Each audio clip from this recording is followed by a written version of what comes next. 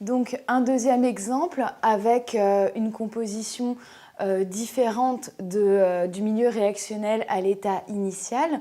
Donc on a toujours l'équation de réaction équilibrée et on va re-remplir le tableau d'évolution avec la nouvelle composition du système. Alors ici, le nombre de moles initial en S2O8 de moins est de 2 moles, donc je place le 2 ici. Le nombre de moles initial en I- est de 4 moles, donc je place le 4 ici. Je multiplie toujours pas par 2, donc il ne faut vraiment pas faire ça. Le nombre de moles de SO4 de moins initial, c'est 1 mole. Et le nombre de moles de d'iode I2 initial, c'est 0 mol. Donc ensuite, je vais remplir la ligne de l'état en cours. Donc, on a le nombre de moles initial moins le nombre stoichiométrique fois x, donc 1 fois x, donc ça va faire ça.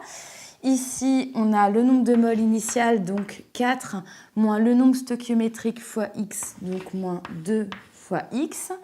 Ici, le nombre de moles initial plus le nombre stoichiométrique fois x, donc 1 fois x.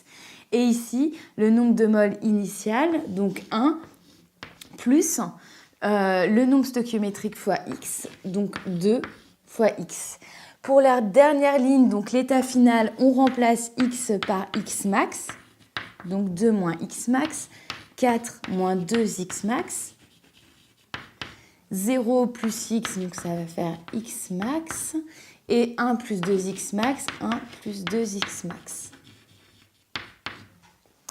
Alors, on va déterminer le réactif limitant pour déterminer x max et ensuite la composition du milieu réactionnel à l'état final.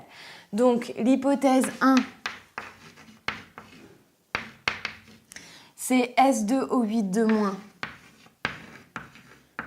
qui est limitant. Donc ça veut dire que le nombre de moles à l'état final de S2O8 de moins est égal à 0. Donc 2 moins x max 1 est égal à 0. Donc x max 1 est égal à 2 moles. L'hypothèse 2, donc cette fois-ci, c'est que I- est le réactif limitant. Donc le nombre de moles final de I- est égal à 0, donc 4 moins 2x max 2 est égal à 0. Donc x max 2, c'est égal à 4 divisé par 2, qui est égal à 2 moles.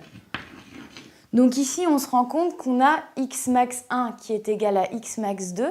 Ça veut dire que les deux réactifs sont limitants. On va dire que les réactifs sont en proportion stoichiométrique.